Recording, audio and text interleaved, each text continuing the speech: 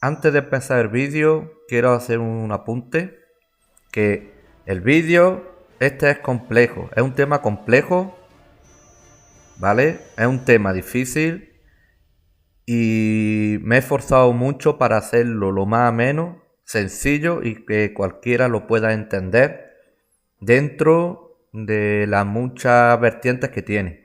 Este vídeo es un vídeo que continúa el vídeo de ayer de la inflación, de sus causas y de lo que las consecuencias que tiene la inflación, que es subida de precios, consecuencia de subida de beneficios empresariales también, dentro de una tasa de inflación sana.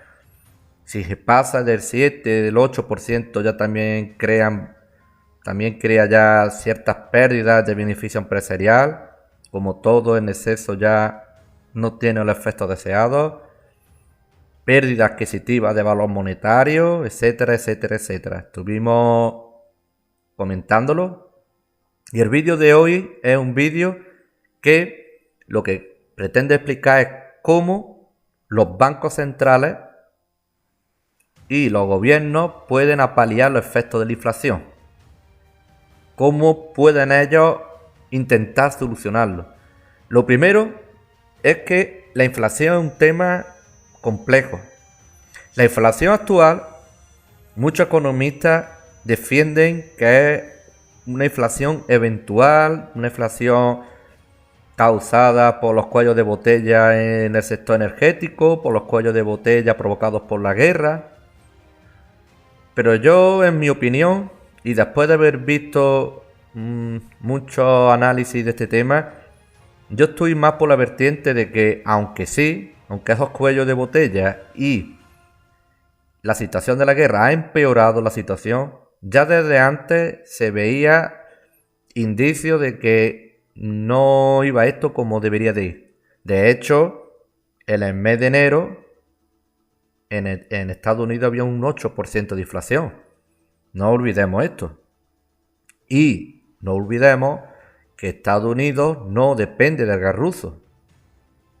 ¿Vale? Es importante, digamos, entender esto. Porque si fuera solo por el gas ruso o por lo que está ocurriendo en Ucrania, ese efecto sería más fuerte en Europa, no en Estados Unidos. Es para que entendáis que esto es un fenómeno global. Y es un fenómeno global, ¿por qué? Porque se ha estado durante muchos años haciendo una política expansiva. Aquí estamos viendo las tasas de interés. Tasas de interés que favorecen la inversión, favorecen el emprendimiento. Y todo eso hasta un cierto punto está bien. Pero cuando ya tienes tasas de inflación tan altísimas, lo que ocurre es que ya esos beneficios empresariales y esa inversión pierden valor. Entonces buscan en activos refugio, ya sea en oro o lo que muchos consideran, todavía está por ver, Bitcoin. Activos reales como el Bitcoin. Porque la inflación, ¿qué es lo que más beneficia? Beneficia a los deudores y a los activos reales y los beneficios de la empresa. Pero hasta un cierto punto. ¿Vale? En los años 70 hubo una inflación altísima, hubo un shock muy fuerte, caída en bolsa tremenda, porque los beneficios empresariales, cuando la inflación superó el 7,5%, los beneficios empresariales mermaban. En otras palabras, la inflación se comía los beneficios empresariales, causando bajada en bolsa. Lo estamos hablando en unos niveles ya altos, unos niveles importantes. Hay que ver, por ejemplo, situaciones como la Argentina, países con situaciones de inflación muy altas, como el país no consigue puntar, no consigue crecer, las empresas, aunque generan beneficios, no crecen, y la base es la inflación tan alta. Entonces, ¿cómo un banco central puede corregirlo? Subiendo los tipos de interés. Y esto hay que hacer un pequeño detalle para comprender todo lo que voy a explicar después. Los tipos de interés no es solo, no es que por subir los 0,25 puntos o 0,50 o un 1% vaya a causar todo lo que voy a explicar después o puede. No. Estamos hablando de una subida fuerte, de una subida escalonada en muy poco tiempo, de un 5, un 6, un 7% o intentar superar la tasa de inflación para que la renta fija tenga algo de validez y los depósitos fijos. ¿Vale? Porque ahora mismo la renta fija, como entenderéis, no es opción para proteger tu dinero. La realidad es que, quitando algunas empresas en bolsa que todavía se están comportando bien, quitando algunos sectores, solo queda los sectores defensivos de toda la vida, ya sea oro, ya sea plata, etcétera, etcétera. También inversiones muy especulativas, como está haciendo la gasolina o el petróleo, son otras opciones, pero eso ya es para gente más preparada y asumiendo un alto riesgo de las operaciones.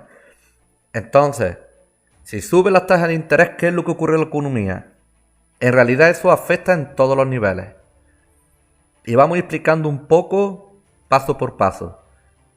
¿Cómo nos afecta a la gente de pie? A los trabajadores, clases medias, al trabajador. Lo primero es que al subir las tasas de interés, la hipoteca se encarece. Entonces necesita un aporte más de dinero al mes para pagar esa hipoteca. A lo que habría alzas salariales, como debe de haber alzas salariales, o los sindicatos deberían de pedir alzas salariales. ¿Por qué? Porque la gente pagaría más por su hipoteca y tendrían menos capacidad de ahorro. Y esa alza podría apalear esos efectos. ¿Vale? Esas alzas después tendrían otras consecuencias dentro de la empresa, dentro del sistema financiero de las grandes empresas, que después explicaremos también. ¿Qué ocurre? Que al aumentar los costes y al aumentar la tasa de interés, las clases medias y las clases bajas se ven empobrecidos en valor monetario. ¿Qué ocurre? Que disminuye el gasto agregado. Y la gente que quiere comprar una casa, una vivienda, se lo piensa más al ser los impuestos más caros, al tener, digamos, también las hipotecas más caras. Habría una disminución importante. Esa disminución, ¿qué es lo que crea? Una reducción del valor inmobiliario y una reducción de los activos reales, que también conducirían a pérdidas de beneficios empresariales y conducirían bajadas en bolsa. Porque al reducir el gasto agregado, eso va trayendo como una bola de nieve esas consecuencias. En las grandes empresas, medianas empresas o incluso las pequeñas, sus deudas internas serían mucho más caras. Serían más caras refinanciarse. Incluso proyectos de modernización o proyectos de inversión se podrían cancelar por ese encarecimiento. A lo que también traería más desempleo, traería reducción de personal, también traería incluso reducción de salario, a lo que no podrían hacerlo. ¿Por qué? Porque es que está el tipo de interés al 7%, está la inflación al 7%, y se han comprometido que habría desempleo, cortarían a gente. ¿Por qué? Porque haber menos gasto agregado, habría también menos demanda de lo que se produce. Como hay menos demanda, se reduce la producción. Como veis, es una cadena. Pero es una cadena que lo que va es reduciendo el coste, va reduciendo la inflación. Y estamos hablando de subida de interés muy alta, de forma muy agresiva. No tendría los mismos efectos, lógicamente, si fuera de una forma escalonada. También tendría sus efectos, pero no sería así. Estamos hablando si hubiera un cambio muy drástico. También reduciría los beneficios por empresa, reduciría la inversión En definitiva, caeríamos en una recesión si hubiera una subida de tasa de interés alta y agresiva. Los estados, ¿qué le ocurriría? Que al subir las tasas de interés, la deuda sería muchísimo más difícil de pagar. Tened en cuenta que en el caso de España, el 30% o más aproximado del gasto del PIB es destinado a pagar los intereses de la deuda. Si sube ese tipo de interés, esa partida crece. Entonces tiene el Estado español dos opciones. O se refinancia a través de más deuda todavía, o sube los impuestos, o baja el gasto. Habría recortes del Estado en las partidas que ellos vean menos necesarias o menos importantes. ¿Qué ocurriría también? Ocurriría que lo más probable, viendo los comportamientos que están teniendo los diferentes gobiernos en España, que habría subida de impuestos. Al haber subida de impuestos y al tener las tasas de interés más altas, etcétera, etcétera, etcétera, podría darse la situación, como ocurre ya en muchos países, como por ejemplo los que acabo de mencionar, Argentina, que tiene alta inflación, altos tipos de interés, tiene un gasto grande, pero la economía está estancada, incluso baja. Como también el caso, por ejemplo, de Japón. Japón lo único que falla de todo, digamos, ecuación, como estamos viendo, es las tasas de interés. Por el resto, también lo tiene todo. ¿Qué ocurre?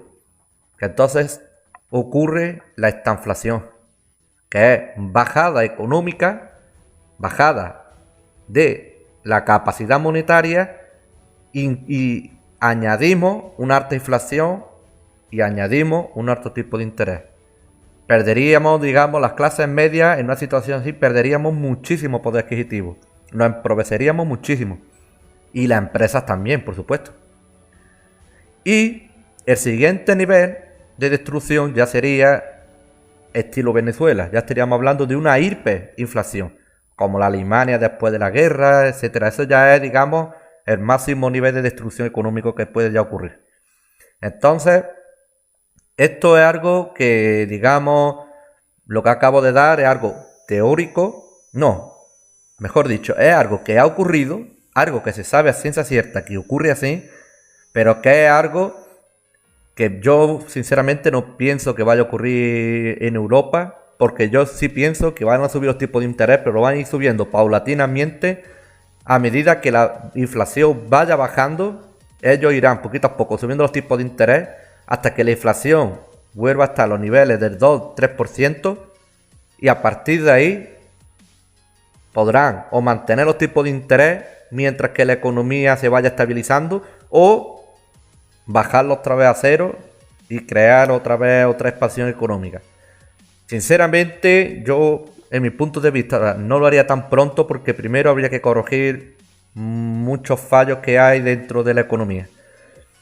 Pues nada más, espero que sea ameno, que hayáis entendido esto, que son temas complejos de una forma sencilla. Muchas gracias por todo, hasta el próximo vídeo.